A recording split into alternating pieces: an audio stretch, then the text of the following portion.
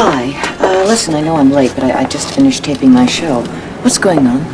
Well, I had to come out to make some phone calls, but just before that, Paul Martin was finishing up with Karen. Then the DA could be cross-examining her right now. Yeah. She's been under such a lot of pressure. I hope she can take it. I just got a call from a viewer who said that she saw someone beating up Katrina Carr the other night who was tall and thin. Did you call Ed Hull about that? Yeah, just now. And the only description she gave was that he's tall and thin? Yeah, that's right. But, tall and thin does describe Talbot Huddleston, doesn't it? Well now, Mrs. Wolek, it's difficult to decide just which part of your fascinating testimony to cover next, but I'll do my best. Your Honor. Yes, Mr. Martin. Mr. Callison, we do not need your editorial comments. Yes, Your Honor, I'm sorry. Isn't it true, Mrs. Wolek, that shortly after you arrived in Landview, you were followed here by Marco Dane? Objection, Your Honor. The witness's relationship with Marco Dane is in the far distant past and certainly is irrelevant to the case. It is not in the least bit irrelevant. In light of the testimony the witness has just given, Mr. Martin, I'm going to overrule your objection. Witness will answer the question. Yes, it's true. After I came here, Marco came shortly thereafter to Landview. Well, that's not what I asked you, Mrs. Wolek.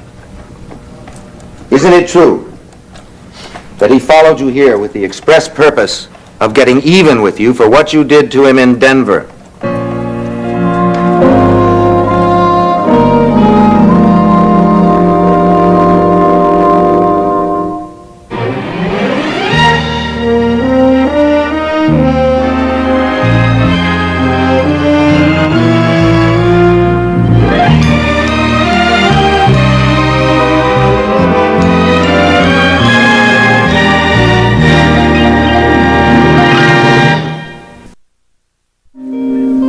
Why are you so anxious about Karen?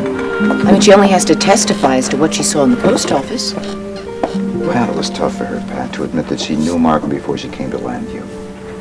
I'm sure Larry will understand that. I mean, she's only trying to help Vicky. Let's hope that Larry feels the same way. I don't know why Marco came to Landview. Oh, come now, Mrs. Wolek. Surely you won't try to tell this court that your arrival in Landview and the arrival of Marco Dane shortly thereafter was nothing more than a wild coincidence. No, well, I guess it wasn't. How shortly after Marco got here did he contact you? A few days. And he didn't tell you anything about why he'd followed you here? It was a long time ago. I don't really remember. Well, let's try to refresh your memory. Now, when Marco Dane first got here, did he remind you of the fact that it was your testimony that sent him to prison? Yes, he did. And would you say that he felt bitter about that? I guess so. Bitter enough to try to get even with you? Object. Objection sustained. Mrs. Wolek, how often did you see Marco Dane in Landview, I mean? Saw him a few times at Tony's place where I used to work. And did he ever ask you to resume the relationship you had had with him in Colorado? No, he did not. In other words, he was more or less willing to forgive the past, let bygones be bygones. Is that right? More or less. Well, just a moment ago, you admitted that he felt quite bitter about your having sent him to prison.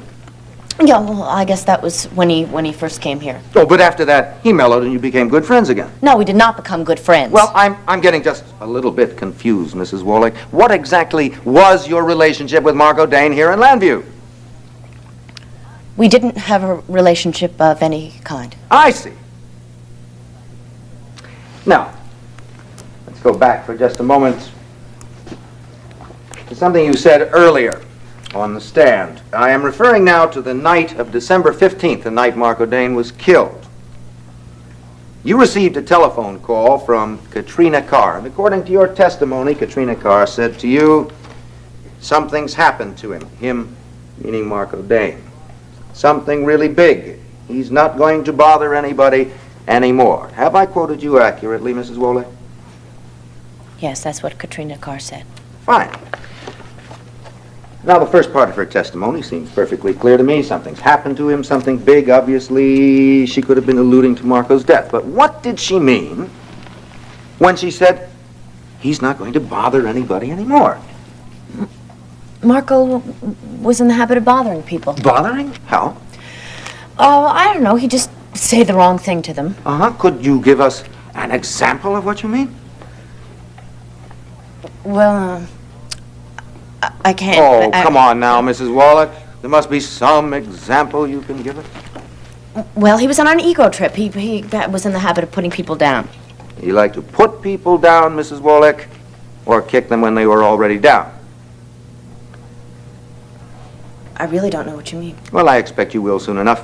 Your Honor, Mr. Callison is playing some kind of little cat and mouse game, and quite frankly, I don't find it terribly entertaining. And neither does the court, Mr. Martin. Mr. Callison, I cautioned you earlier not to drag your feet with this witness. Well, I'm sorry, Your Honor. I've been awaiting some further documents which Miss Keegan has just brought in. May I have a moment? Are you asking for a recess? No, sir, just a moment. Very well. You have a moment. Thank you, sir.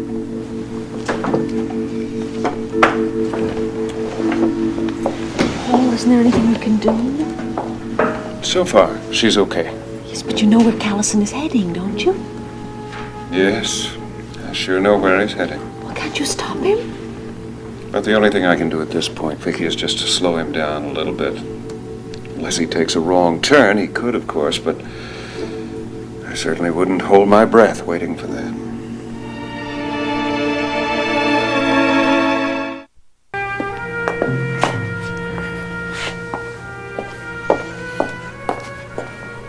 Dr. Corelli, are you all right? Yes. Yes, Mrs. Hopkins, I'm fine. I'm all right. Well, when I saw you get up and hurry out of the courtroom, I thought for a minute that, well, you might be sick. In a manner of speaking, I am sick. What's going on in that courtroom is turning my stomach. Yes. All those things they're saying about your brother. It's as if they've got his corpse in there and they're picking the bones clean. Why? I know. Oh, I'm sure it must be very painful for you. I'm not thinking about me, Mrs. Hopkins. I've got nothing to lose. It's the others who are going to be hurt by this. Mm-hmm. Karen Wolek. And everyone whose life was touched by Marco's. Do you think for 1 minute that Mrs. Riley was capable of his murder? No, and you know I don't. And yet she's already been deeply hurt. And Tina. I can't stand to see that kid in the courtroom. What's going to become of her? I don't know. She's a lovely girl. I think you were right the other day when you said that she was one of the few people who could bring out the best in Marco. You know, I remember once when Marco was sick in our house, he had the flu. And Tina came over to the house and she brought some chicken soup. Yes, I remember. I mean, he wrote me about that. Yeah. Well, I got furious. And I gave Marco this lecture, but Marco got furious back and said, Mrs. Hopkins, Tina's one of the people in the world I could never, ever hurt. And I believed him. Yeah. I believe that he had the deepest feelings for that child. Yes, I believe he did. Dr. Crowley, I was just thinking that if Marco were here and could hear all the things that people were saying, it would be bound to prompt him to make great changes.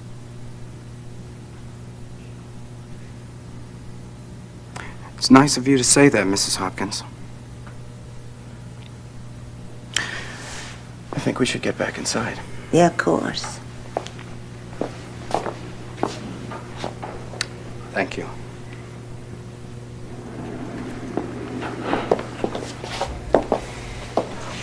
Hello, Mrs. Hopkins. Hello, Tony. Oh, This is Dr. Mario Corelli. Dr. Corelli is Marco Dane's brother.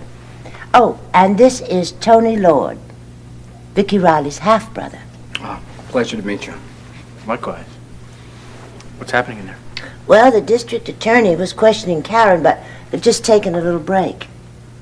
Well, maybe we should go back in there. Yes. Mr. Callison, you've had considerably more than a moment. I'm ready to resume cross-examination, Your Honor. Please, proceed. Thank you. Mrs. Wolek, you stated earlier that during your first phone call from Katrina Carr, that you got the impression that she knew how and by whose hand Marco Dane had met his death. Isn't that correct? Yes, that's right. And you stated before that you and Katrina Carr were not close friends. In fact, you emphasized that you were just casual friends. Is that also correct? Yes. Now, if Katrina Carr did indeed know how and by whose hand Marco Dane was killed, why did she telephone you, a casual friend, rather than a close friend? For that matter, why didn't she call the police? I don't know. I guess it was because she, like I said before, was on drugs, and I guess she... You guess what? That maybe she felt that the police wouldn't believe her. Because people on drugs are not known for their veracity, are they? Object. Sustained.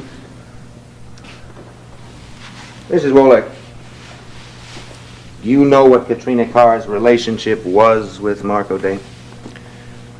I don't know what you mean. Oh, well, obviously you're aware that Katrina Carr knew Marco Dane, But are you aware of how well she knew him? No, I guess she knew him some, I assume. You assume. You assume. Isn't it a fact, Mrs. Wolek, that you were well enough acquainted with Katrina Carr to know that she hated and despised Marco Dane? Isn't it a fact, Mrs. Wolek, that you know it was Marco Dane who supplied her with drugs? And isn't it a fact that you know why he supplied her with those drugs? Your Honor, the witness is not on trial here. I mean, Mr. Callison is badgering this poor woman. Now, Mr. Callison, surely you can get to your point in something other than an accusatory tone, huh? Oh, yes, Your Honor. Yes, indeed. Mrs. Wolek, are you aware of what Katrina Carr did for a living?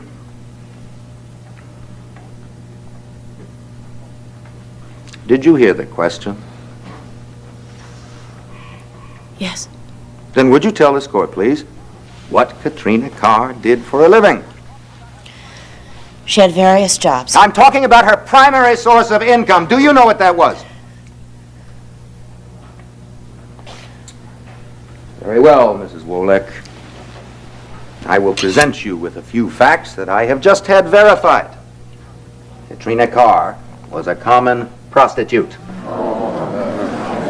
And furthermore, she was in that capacity directly connected to Marco Dane because it was Dane who procured men for her. Now, do you deny knowing all that?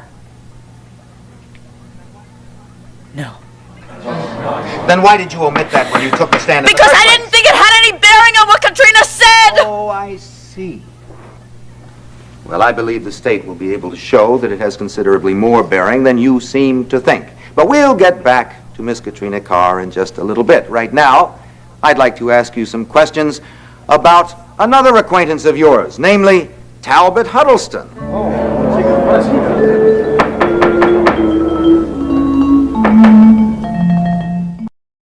Now, Mrs. Wolek, after Katrina Carr's phone call to you that night, from which you concluded that she knew who had killed Marco Dane, Yes. you said that she turned up missing. Yes. You tried every way you knew how to locate her, but you were unsuccessful. Yes, that's right. Would you tell the court just what means you used in trying to locate Katrina? I called several people. I went to various places. What sort of places? First, I went to her hotel where she was living, and I found out that she had moved. And where else did you look? various bars where she had hung out. I see. Now, you testified earlier that you and this person, this prostitute, were only casually acquainted. And yet you're telling us now that you knew her various hangouts. Objection, Your Honor. Counsel's implications are clearly out of order here. Objection sustained. The jury will ignore Mr. Callison's last remarks. Mrs. Wolek, after you received that phone call from Katrina Carr, did you tell anybody about it? Yes, I told Talbot Huddleston. Isn't it true that you and your husband are good friends of the defendant, Victoria Lord Riley? Yes, that's true. Now, when the defendant was indicted, didn't you feel it incumbent upon yourself to tell your husband about that phone call? Yes. Yes, Then why didn't you? I don't know. I guess I thought that You thought he might wonder how you happened to be acquainted with a prostitute. Yes, I guess so. All right, but there were other people you could have told, weren't there? Or did you refrain from telling them for the same reason? Yes, I guess I did. Well, then that brings us to the question of why you were willing to tell Talbot Huddleston, doesn't it? Why did you turn to Talbot Huddleston? I told Mr. Huddleston because I couldn't find Katrina, and I was very frustrated that I couldn't find her. I knew she had some information, and I didn't have any financial means, and I knew that he could hire a private investigator, so I worked for him, and I went to him, and I told him the story. Oh, yes, that's right. What is it that you did for the Huddleston firm, Mrs. Wolek?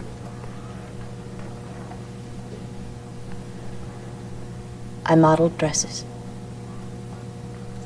And how long did you model dresses for the Huddleston firm? I don't remember. I guess it was several months. Yeah. Then perhaps you could explain to this court why no one at the Huddleston firm remembers your ever having worked for them. Why no one there has ever heard of you. And while you're at it, Mrs. Wolek, perhaps you will also explain why since the time you came to Landview up until now, there is absolutely no record in the Huddleston Company files of your ever having been employed by them.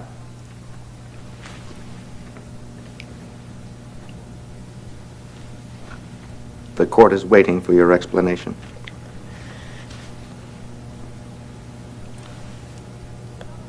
It's true. It's true. I never worked for the Huddleston Company. In other words, you lied to this court, and I submit that if you could lie about one thing, you would be lying about everything else. In fact, your testimony could be one long tissue of lies. No, it's not true! It's not true! Katrina came to me, she told me she knew who killed Marco, she told me it was Talbot Huddleston. Vicki Riley didn't kill Marco, she couldn't kill anybody! Please, you've got to believe me, it was Talbot Huddleston! Order. Order in this court. Your Honor, Mr. Callison has thoroughly succeeded in placing the witness, putting her through a great emotional strain. On the contrary, the witness, with some assistance, has put herself in this position. Had she been a truthful witness, this might never have happened. Gentlemen, I have warned both of you repeatedly about this kind of behavior. I am declaring this court in recess for 1 hour. I would like to see both of you in my chambers. All rise. Karen, darling, why did you do it? You shouldn't have. You shouldn't have. Joe, I can't let Karen go back up there. When Paul Martin comes back, I've got to talk to him because there must be a way to stop this. Vicki, there isn't anything you can do to stop Karen from taking the stand again. The thing I'm curious about is why you want to. Didn't you see what she was going through up there, what Callison was doing to her? Yes, I saw it. I've also noticed how tense you've been ever since she took the stand. Why? Because she's my friend. Come on, Vicki, there's more to it than that. Karen obviously lied about her relationships with Talbot Huddleston and Marco Dane. It doesn't take a genius to figure out that you knew about those relationships before she took the stand. Now, that was critical to your defense, but you didn't tell me. Why? Joe, you're just going to have to trust me, at least until this is over. Larry?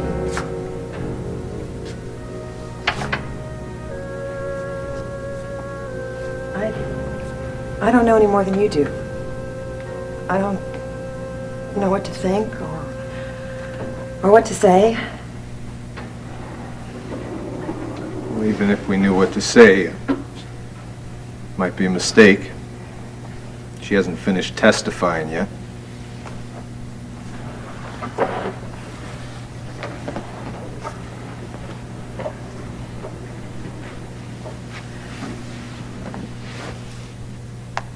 Karen loves you very much. Larry, that is important no matter what happens. No matter what happens? She never knew love her whole life until she met you. Not even as a child at home. Not with Mom or Dad or even me. I remember that I used to pray very hard that she wouldn't have to go through life without knowing what it was like to love somebody. You didn't have to come here to defend her. I'm not defending her. What are you doing? I guess what I'm doing is appealing to you not to jump to any conclusions. More than anything she ever wanted in her life, she wanted to be your wife, and she still wants to be your wife.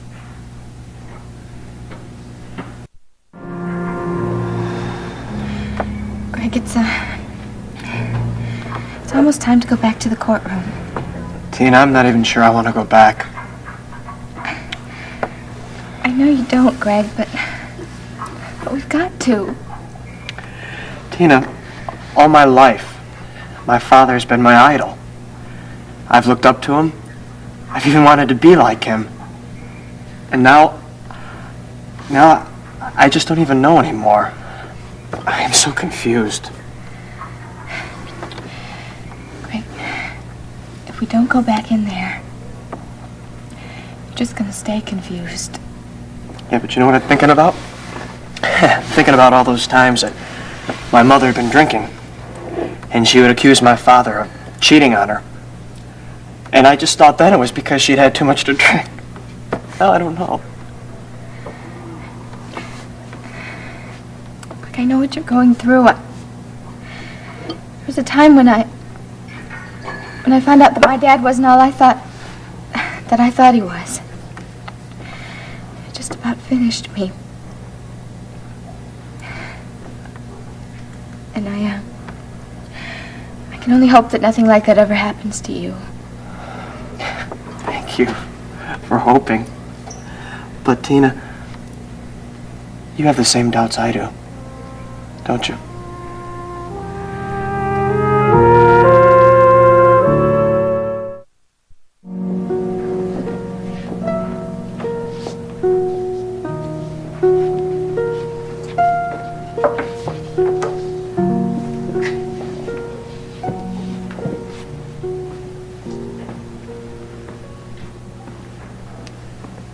Mrs. Wolek, I know this has been an arduous experience for you, but I'm afraid there has been no real clarification on the three major questions on which I've been questioning you, namely, why Katrina Carr called you on December 15th, that night, why you later called Talbot Huddleston regarding Katrina as opposed to someone with whom you were more closely acquainted, and finally, but most importantly, your relationship with the deceased Marco Dane after he arrived in Landview. Your Honor, it seems to me that learned counsel has covered all three of these areas more than adequately, and it certainly is not going to profit anybody in the courtroom for him to go over. Your Honor, I believe this witness's testimony simply cannot be left dangling. She has seriously impugned the reputation of a respected member of this community.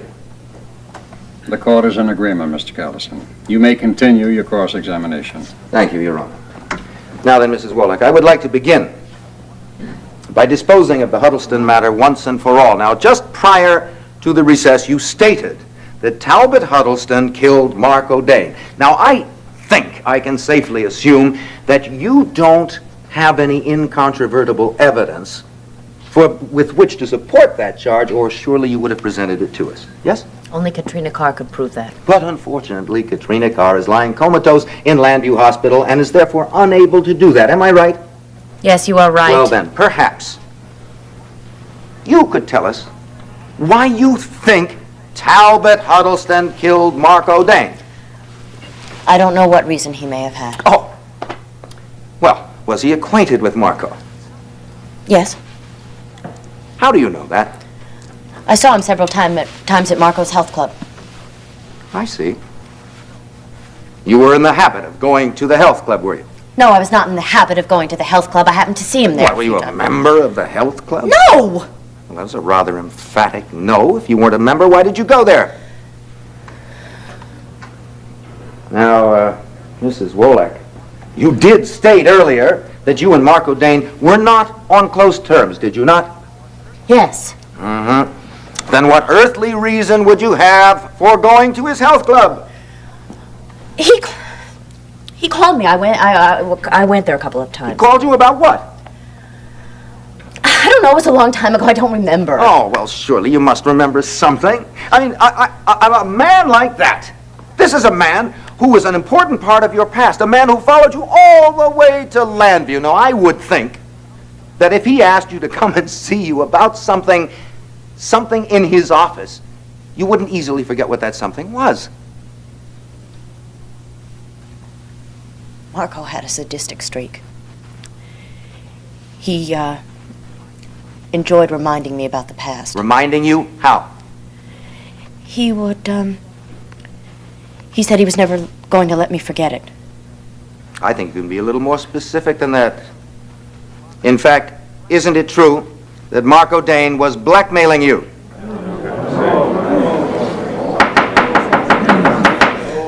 No. I must remind you that you are under oath, Mrs. Wolek. Now, can you swear before this court that after you got married to Dr. Wolek, Mark O'Dane never once threatened you, never once threatened to go to your husband and tell him about your past? All right, yes, he threatened to go to my husband. And how did you respond to those threats?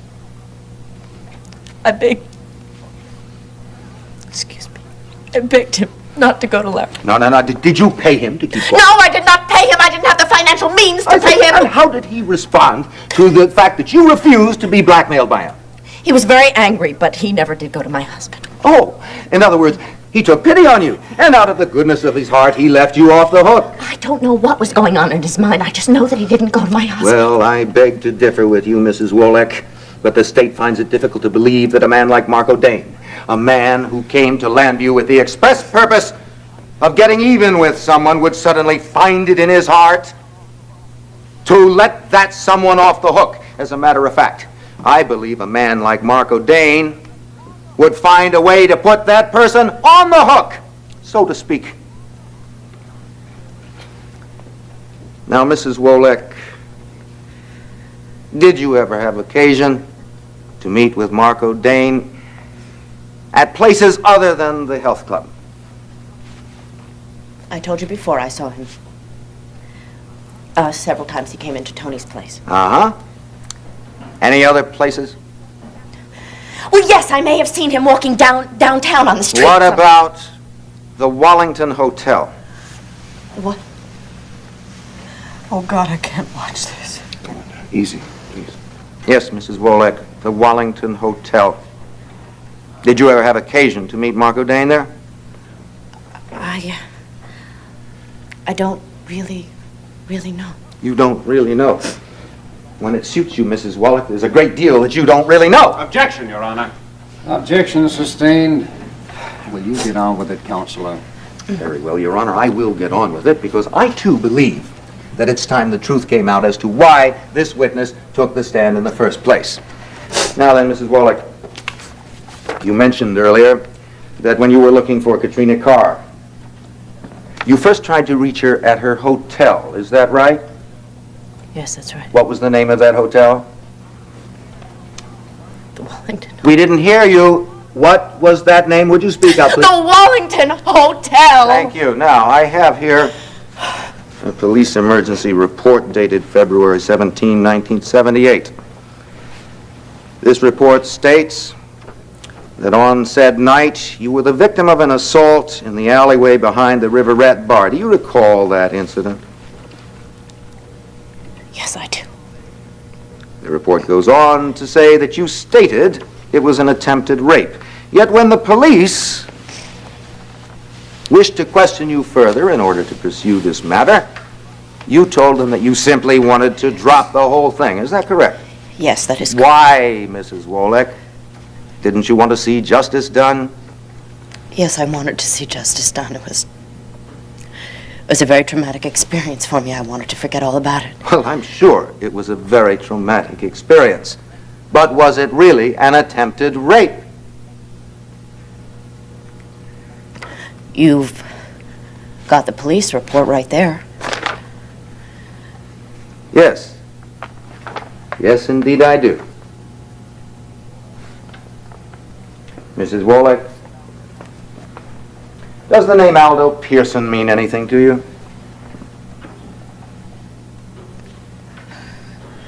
You obviously know that it does. And what about the following names?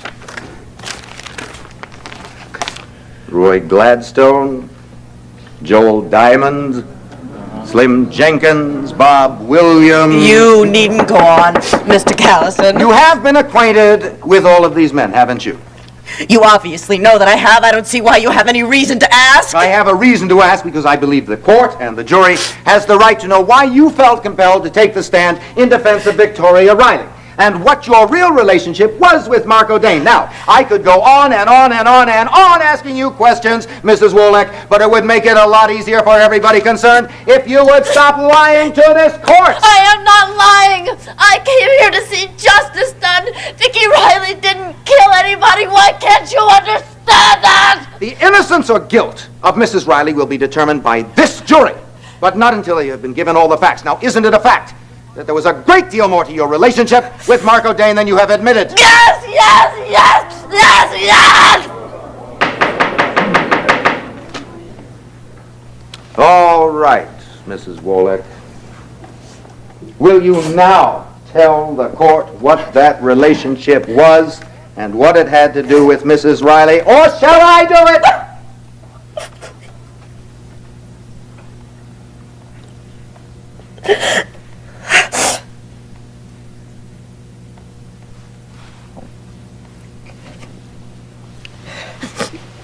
There is no need for you to do that, Mr. Callison. I will tell them.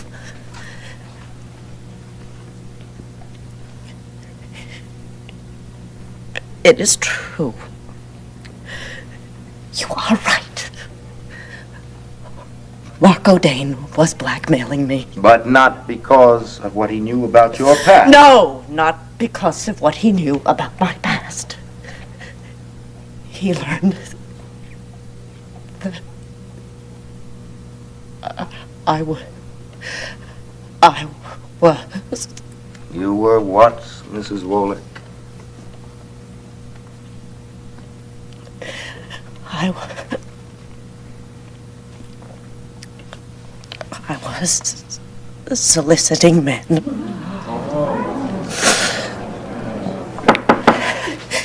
You see, when I came to Landview, I was very lonely and very frightened. And I didn't know what I was doing, and I had made up my mind to stop. But Marco had found out what I was doing. And he threatened to go to my husband and tell him about my past with him in Denver. And he wouldn't let me stop. I begged him, I asked him to please let me stop, but he... He had become a valuable source. You had become a valuable source of income to him, hadn't you?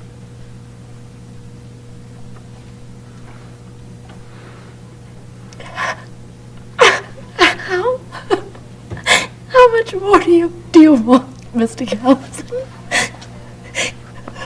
Haven't I said what everyone wants to hear?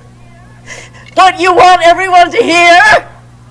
That I am a common hooker like Katrina Carr? That Marco Dane was my pimp? Is that what you want me to say? What do you want from me? You want blood? You want me to say that I'm lower than the lowest piece of scum? You want more filth? You want more slime? You want more names? I'll give you another name. Talbot Huddleston! He was my first John. He was the first in a string of so many men I don't even remember their names. Now! Now! Are you satisfied?